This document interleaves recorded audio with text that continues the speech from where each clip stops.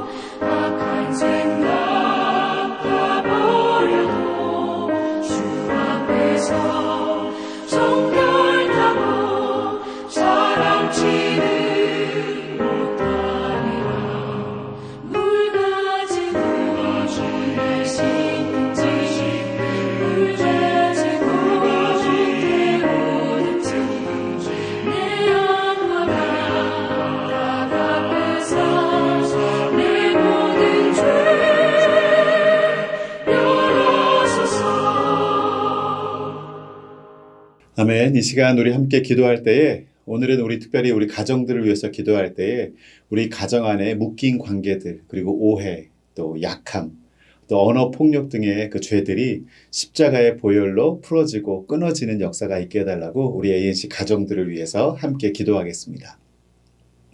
하나님 아버지 감사합니다. 오늘도 저희들에게 귀한 한 주를 열어주시니 감사합니다. 하나님 이 한 주를 열어가면서 주님 말씀 안에서 주님의 뜻을 분별하며 살아가는 우리 모두가 될 수 있기를 소원합니다. 오늘도 주님의 말씀이 오늘 하루를 살아낼 수 있는 일용할 양식이 되게 하시고 우리 발등에 불이 되게 하여 주시옵시고 우리 걸음걸음을 인도하는 인도자가 되어 주셔서 주님 저희들이 실족하지 아니하고 믿음 안에서 이 사명의 길을 온전히 걸어가는 아버지 은혜의 하루가 되게 하여 주시옵소서. 특별히 우리 ANC의 가정들을 위해서 기도합니다. 하나님 우리의 연약함 때문에 가정 안에 끊어지고 또 상처받고 또 무너진 관계들이 있다면 주님께서 성령의 보혈로 덧입혀 주셔서 정말 주님께서 우리 가정을 회복시켜 주셔서 아름다운 가정으로 또 회복의 은혜를 경험케 하여 주시옵시고 또 끊어내야 될 것들 끊어내게 하시고 다시 채워야 될 것들 주님의 사랑으로 채워지는 역사가 있게 하여 주시옵소서. 우리의 가정들 정말 아름다운 교회를 이루게 하여 주시옵시고 건강한 가정으로 인하여 우리 ANC 온누리 교회가 더욱더 건강해지게 하시고 ANC 온누리 교회가 건강해짐으로 인하여 우리의 직장과 사회와 이 민족과 이 땅이 복을 받게 하여 주시옵소서. 오늘도 주님의 말씀 가운데 하루를 열어가기를 소원하며 예수님 이름으로 기도했습니다. 아멘. 오늘 우리에게 주시는 하나님의 말씀 함께 보도록 하겠습니다. 사무엘하 3장 28절에서 34절 말씀인데요. 우리 천천히 함께 합독하겠습니다. 그 후에 다윗이 듣고 이르되 아브넬의 아들 넬의 피해에 대하여 나와 내 나라는 여호와 앞에 영원히 무죄하니 그 죄가 요압의 머리와 그의 아버지의 온 집으로 돌아갈지어다. 요압의 집에서 백탁병자나 나병 환자나 지팡이를 의지하는 자나 칼에 죽는 자나 양식이 떨어지는 자가 끊어지지 아니할지로다 하니 요압과 그의 아우 아비새가 아브넬을 죽인 것은 그가 기브온 전투에서 자기들의 아우 아사엘을 죽인 까닭이었더라. 다윗이 요압과 및 자기와 함께 있는 모든 백성에게 이르되 너희는 옷을 찢고 굵은 배를 띠고 아브넬 앞에서 애통하라 하니라. 다윗 왕이 상여를 따라가 아브넬을 헤브론에 장사하매 왕이 아브넬의 무덤에서 소리를 높여 우니 모든 백성도 우니라. 왕이 아브넬을 위하여 애가를 지어 이르되 아브넬의 죽음이 어찌하여 미련한 자의 죽음 같은고 내 손이 결박되지 아니하였고 내 발이 착고에 채이지 아니하였거늘 내가 어찌하여 불의한 자식 앞에 엎드러진 같이 엎드러졌는고 하매 온 백성이 다시 그를 슬퍼하여 우니라. 아멘. 사랑하는 성도 여러분, 오늘 이 본문 말씀을 이해하기 위해선 이 앞에 있었던 사건을 우리가 정확히 이해해야 합니다. 사울이 죽은 이후에 이스라엘 나라는 둘로 나뉘어져 있었습니다. 유다 지파는 다윗을 왕으로 세운 후에 그를 따르고 있었고 또 나머지 사울 왕의 계보를 잇는 이스라엘 지파는 이 사울의 아들 이스보셋을 따라 왕으로 삼았습니다. 그리고 이스보셋을 왕을 세운 그 배후에는 이 사울 집안의 군대 장관이었던 이 아브넬이 존재했습니다. 아브넬은 오랫동안 이 다윗을 대적하던 사람이었죠. 하지만 시간이 지나면서 자신이 세운 이스보셋 그 왕과 갈등하게 되었습니다. 왜냐하면 배후 세력으로서 그 능력이 너무 크고 그 권한이 세지니까 정말 허수아비처럼 세워졌던 다윗의 아들 이스보셋과는 비교할 수 없는 지경에 이르렀고 점점 갈등이 생기죠. 그래서 결국 아브넬은 이스보셋 왕을 버리고 다윗에게로 그리고 돌아가기로 결심합니다. 21절 볼까요? 아브넬이 또 다윗에게 이르되 내가 일어나 가서 온 이스라엘 무리를 내 주 왕께로 모아 돌아오게 하고 더불어 언약하게 하리니 왕께서 왕의 마음에 원하시는 대로 다스리시이다. 지금 이 장면 굉장히 중요한데 아브넬이 다윗에게 왕이라 표현하면서 다윗을 인정하는 순간입니다. 이 아브넬이 이제 귀순을 한 거죠. 아브넬의 귀순은 단순한 개인의 이동이 아니라 이 남과 북으로 갈라져 있던 이스라엘이 하나로 통합될 수 있는 어떻게 보면 굉장히 중요한 결정적 계기였습니다. 그런데 문제는 처음부터 다윗의 편이었던 요압에게 있었습니다. 요압은 과거 기브온 전투에서 자기 동생 아사엘이 이 아브넬을 쫓다가 죽임당한 일을 잊지 않고 있었어요. 결국 이 다윗의 군대 장관이었던 요압이 사울의 군대 장관이었던 아브넬 그리고 이스보셋 왕을 여전히 지지하다 이제 귀순하게 된 이 아브넬을 절대 받아들이지 못하고 몰래 불러내어서 죽여버리게 됩니다. 27절에 요압이 더불어 조용히 말하는 채 하면서 거기서 그의 배를 찌르니 그가 죽으니라. 우리가 어제까지 묵상한 본문이었습니다. 자, 문제는 이 사건이 사람들에게 충분히 정치적인 암살처럼 보일 수 있었다는 것입니다. 다윗이 왕이 되려고 결국은 이 사울 왕의 신복이었고 이스보셋 왕을 세웠던 이 아브넬을 제거한 게 아닌가? 아니면 결국은 자기 편이 죽인 거 아니냐? 요압이 다윗의 군대 장관이니까요. 그런데 오늘 본문은 다윗이 전혀 그런 반응을 보이지 않고 있다는 것입니다. 오늘 본문의 31절에 뭐라고 말합니까? 다윗이 요압과 및 자기와 함께 있는 모든 백성에게 이르되 너희는 옷을 찢고 굵은 배를 띠고 아브넬 앞에서 애통하라 하니라. 네. 그리고 이 32절에 다윗은 소리 높여서 울게 됩니다. 오늘 본문이 단순히 장례 장면을 얘기하는 것이 아니고 이 하나님의 사람은 죄와 죽음이라는 문제 앞에서 과연 어떤 마음과 자세를 지녀야 하는지를 정확하게 보여주는 말씀입니다. 오늘 말씀 속으로 들어가서 28절에서 29절의 말씀을 보면 그 후에 다윗이 듣고 이르되 아브넬의 아들 넬의 피해에 대하여 나와 내 나라는 여호와 앞에 영원히 무죄하니 라고 말합니다. 그러니까 다윗은 결코 침묵하지 않았어요. 정치적으로 보면 이 아브넬의 죽음은 오히려 다윗 자신에게는 자신의 정치적인 적이 제거된 유리한 상황일 수도 있었습니다. 그러나 다윗은 이 죄의 문제를 묵인하지 않았고 또 일어난 이 범죄를 가볍게 넘기지 않았습니다. 공개적으로 이 아브넬을 죽인 사건은 악한 일이었다고 선언하는 것입니다.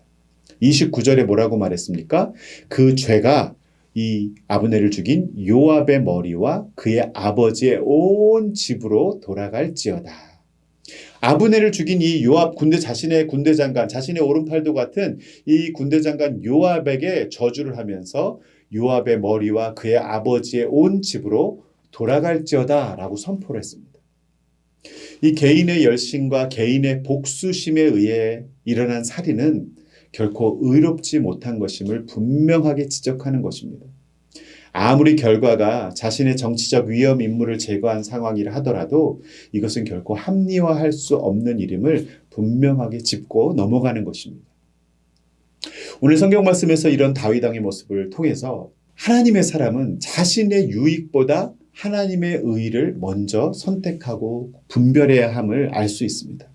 주어진 자리가 나의 자리가 아니라 하나님이 허락해 주신 자리이고 하나님이 주관하시는 삶임을 기억한다면 우리는 하나님의 의를 어떠한 상황에도 먼저 붙잡아야 한다는 것입니다. 내게 유리하다는 이유로 내 죄를 또 일어난 일들을 침묵하거나 정당화하지 말아야 되는 거죠. 우리가 이 부분에 대해서 정말 깊이 묵상해야 될 부분이 있습니다. 두 번째로 31절에서 32절 말씀 보면 믿음의 사람은 슬픔을 외면하지 않습니다. 31절 32절 한번 볼까요? 다윗이 요압과 및 자기와 함께 있는 모든 백성에게 이르되 너희는 옷을 찢고 굵은 배를 띠고 아브넬 앞에서 애통하니라. 아브넬을 헤브론의 장사함의 왕이 아브넬의 무덤에서 소리를 높여 우니 모든 백성도 우니라. 성도 여러분, 이 다윗은 왕이었는데 그 당시만 해도 유다 땅이 이제 왕이 되었잖아요. 왕이 되었는데 이 아브넬의 죽음에 대한 슬픔을 숨기지 않습니다. 그는 냉정한 정치인처럼 행동하지도 않았고요. 억울한 죽음과 죄의 비극 앞에서 울었습니다. 생각해보면 죄에 익숙해진 사람은 더 이상 울지 않습니다. 하지만 다윗은 하나님의 마음으로 죽음을 슬퍼할 줄 아는 사람이었고 불의함에 분노할 줄 아는 사람이었다는 것이죠. 왜 그럴까요? 하나님의 사람은 이 죄, 죽음이라는 아픔 앞에서 무감각해지지 않는다는 것입니다. 우리가 죄를 반복해서 저지르거나 아니면 죄의 문제를 자주 마주하다 보면 그냥 저 정도 죄는 늘 일상의 다반사로 있는 거 아니야? 라고 생각하면서 우리 마음이 점점점 무뎌지기 쉽다는 것입니다. 하지만 하나님은 여전히 거룩한 슬픔을 아는 마음을 우리에게 요구하고 계십니다. 우리 모두의 죄에 대해서 민감하고 또 우리 마음이 완악해지지 않기를, 굳어지지 않기를 소망합니다. 하나님의 사람은 늘 깨어있고 슬픔을 알고 죄의 문제에 민감할 줄 알아야 한다는 것이죠. 마지막으로 오늘 33절에서 34절 볼까요? 왕이 아브넬을 위하여 애가를 지어 이르되 아브넬의 죽음이 어찌하여 미련한 자의 죽음 같은고 내 손이 결박되지 아니하였고 내 발이 착고에 채이지 아니하였거늘 내가 어찌하여 불의한 자식 앞에 엎드러진 같이 엎드러졌는고 하매 온 백성이 다시 그를 슬퍼하여 오니라.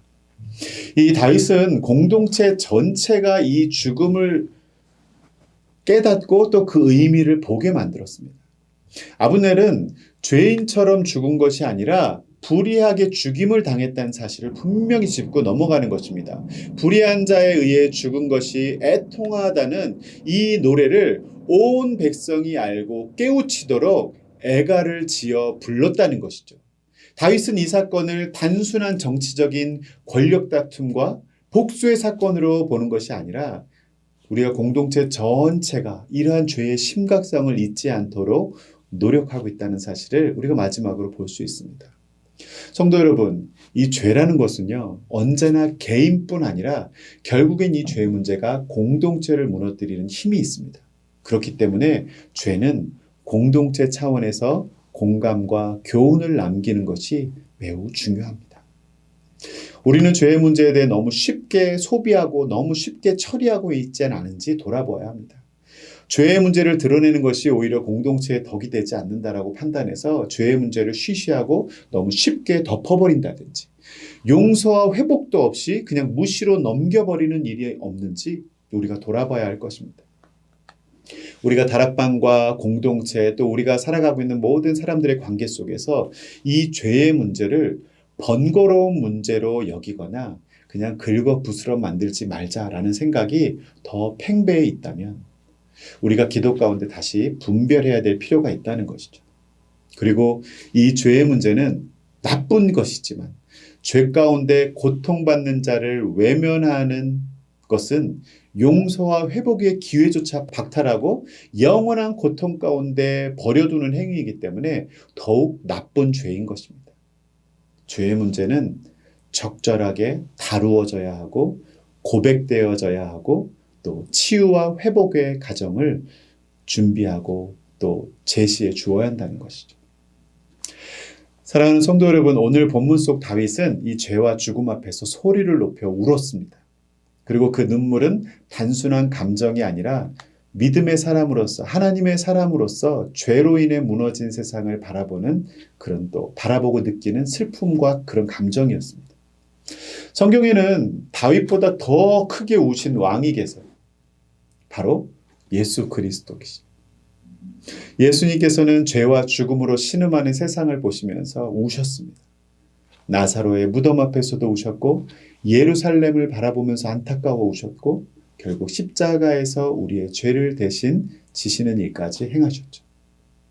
존 스터트 목사님은 그리스도의 십자가라는 책에서 이렇게 말합니다. 죄의 심각성을 가장 분명하게 보여주는 곳은 인간의 마음이 아니라 그리스도의 십자가이다. 그러니까 우리는 죄를 가볍게 여기며 살아가지만 예수님은 그 죄를 위해서 피를 흘리셨죠. 그리고 오늘 우리도 이 죄를 슬퍼할 줄 아는 그런 마음을 회복해야 한다는 것입니다. 그리고 동시에 우리는 소망도 붙들어야 합니다. 예수 그리스도께서 이 죄와 죽음의 문제를 이기셨기 때문에 우리에겐 여전히 절망이 아니라 소망이 있는 것이죠. 죄를 고백하고 수치를 당해도 우리에겐 소망이 있습니다. 죄를 지어서 넘어져도 우리에겐 다시 일어날 회복과 또 치유의 소망이 있는 것이죠.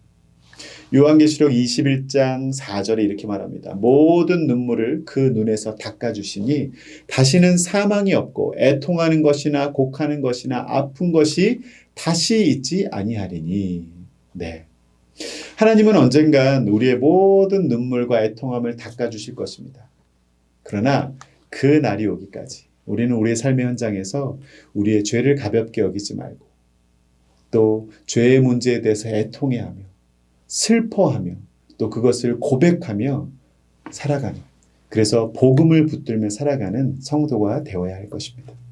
오늘 하루도 주님이 주시는 이 말씀 붙들고 죄의 문제에 대해서 민감하고 내 유익이 있다고 해서 합리화하는 것이 아니라 먼저 하나님의 의를 생각하고 하나님의 주권을 생각할 때에 옳고 그름을 바르게 분별하면서 믿음 안에서 복음의 길을 쫓을 수 있는 저와 여러분이 될 수 있기를 주님의 이름으로 축원합니다.